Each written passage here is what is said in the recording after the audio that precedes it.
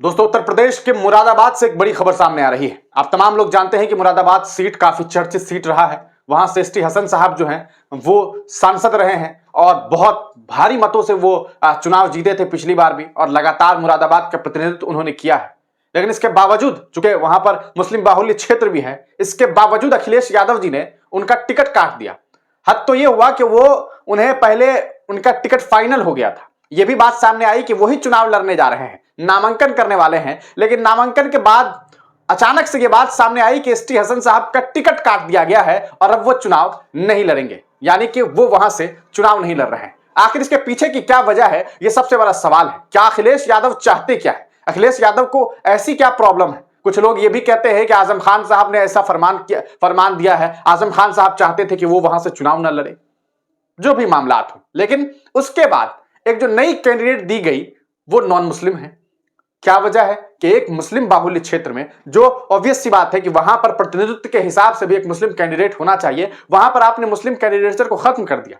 और ऐसे में एआईएमआईएम पार्टी ने मौके के फायदे को देखते हुए अपना एक प्रत्याशी जो है वो सामने रख दिया है। जी हां, वकील राशिद नाम के एआईएमआईएम कैंडिडेट ने वहां से नामांकन कर लिया है, यानी कि असदुद्दीन ओवैसी की पार्टी अब मुरादाबाद से चुनाव लड़ने वाली है। मुरादाबाद से चुनाव लड़ने की घोषणा कर दी गई है और वो सीधे सीधे कह रहे हैं कि हम अपने हक और हुकूक के लिए जो है वो चुनावी मैदान में उतरे। हालांकि मुझे इस बात को कहने में कोई भी झिझक नहीं हो रही है कि एआईएमआईएम पार्टी की अगर बात की जाए तो उत्तर प्रदेश में उनकी मेहनत जरा बराबर भी नहीं है। इसके पीछे की वजह यह है कि वहां के जो प्रदेश अध्यक्ष हैं उनके द्वारा कोई खास काम किया नहीं जा रहा है। अगर आप बात करेंगे हैदराबाद, महाराष्ट्र के कुछ हिस्सों को छोड़ करके और बिहार के कुछ हिस्सों को छोड़ करके, बिहार में खास करके सीमांचल को छोड़ करके, सही तरीके से किसी भी तरह की मेहनत एआईएमआईएम के द्वारा नहीं की जा रही है। सिर्फ हवाबाजी कर देने से, सोशल मीडिया पे लिख देने से, बड़ी बड़ी बात कर लेने से चुनाव नहीं लड़ी जाती है। चुनाव लड़ने के लिए जमीन पर उतरना पड़ता है, जमीनी हकीकत को देखना पड़ता है, लोगों के बीच बैठना पड़ता है, उनकी समस्याओं को समझना पड़ता है, जानना पड़ता है। सिर्फ ये कहकर के आप चुनाव नहीं लड़ सकते हैं कि हमें मोदी को हराना है। लेकिन सवाल ये उठता है कि मुरादाबाद में अचानक से कैंडिडेट दिया गया है, अच्छी बात है, वो तो लोगों का अपना मामला होगा, लेकिन अन्य जो लोकसभा क्षेत्र थे वहां पर घोषणाएं क्यों नहीं हुई? क्या ऐसी वजह थी कि शुरू में यह कहा गया कि हम 25 जगह चुनाव लड़ेंगे, हम इतने जगह चुनाव लड़ेंगे, और कोई फैसला नहीं आया? यही चीज बिहार में भी हो रहा है। बिहार में भी लंबी लंबी बातें की जा रही है, लेकिन कौन चुनाव लड़ने जा रहा है, कौन नेता है, किसी को कोई जानकारी नहीं। क्या ऐसे चुनाव लड़ा जाता है? क्या इस बिना पे चुनाव लड़ने वाले हैं? सीमांचल को छोड़ दीजिए तो बाकी सीट पर अभी भी बात चल रही है, अचानक से कोई बात आ जाए, कोई भी कैंडिडेट को उठा करके लाएंगे, चुनाव लड़ा देंगे। ये तो एक अलग बात है कि लड़ा दीजिए, फिर तो 400 सीट पे लड़ा दीजिए, पूरे भारत में लड़ा दीजिए। मेहनत नहीं हो रही है, क्यों नहीं हो रही है? मुरादाबाद में जो है एआईएमआईएम ने अपना कैंडिडेट उतार लिया है, और हम आपको बता दें कि उन्होंने क्या कुछ बातें जो है वो मीडिया के बीच में कही है, वो भी हम आपको सुना दें। ये वो शख्स हैं जिन्हें चुनाव लड़ाया गया है। मीडिया कर्मियों से बातचीत करते हुए उन्होंने क्या बात कही है, सुनिए। वकील रशीद एडवोकेट। किस पार्टी पे वो नॉमिनेशन किया? आज हमने मुरादाबाद लोकसभा 6 से अपने पतंग के निशान से पर्चा दाखिल किया है, और जो खेल अखिलेश यादव और बीजेपी ने मुरादाबाद की जनता के साथ खेला है, खासतौर से मुसलमानों के साथ खेला है, उनको जो धोखा दिया है उसका जवाब जनता देगी। गरीब, पिछड़ा, मुसलमान सब मिलकर इस बार पतंग पर बटन दबाएगा, और इंशाल्लाह ताला आप ये देखिएगा कि असदुद्दीन ओवैसी का सिपाही, शौकत अली का सिपाही यहाँ से सीट जीत के इंशाल्लाह लोकसभा में पहुंचेंगे। मुद्दा सबसे बड़ा तो हमारा यही है कि हमें हिस्सेदारी की लड़ाई लड़ रहे हैं लगातार। हमें हिस्सेदारी दे दी जाए, हमारा हिस्सा सब खा गए। हमें क्या मिला? सबको सब कुछ मिल गया, सिवाय मुसलमानों को सबको सब कुछ मिला है। हमेशा एक आवाज है असदुद्दीन ओवैसी साहब की, शौकत अली साहब की, जो कह रही है कि मुसलमानों को हिस्सेदारी दी जाएगी, उसकी लड़ाई लड़ी जाएगी, जिसके लिए अपनी जान, माल, अपना सब कुछ लगाया जाएगा उसके ऊपर। किससे मुकाबला मानते हैं आप? हमारा मुकाबला जो इस टाइम तानाशाह सरकार है, भारतीय जनता पार्टी, उसी से है और किसी से है, उसी से हमारा मुकाबला। ये जिन्होंने मुसलमानों का ऐसी मजाक बनाया है, हर किसी का देखिए घर बना हुआ है, ब्राह्मणों का घर है, जाटों का घर है, दलितों का घर है, पिछड़ों का घर है, यादवों का घर है, सबके घर बने हुए हैं। मुसलमानों के पास घर नहीं, वो समझा मुसलमानों के पास घर नहीं है।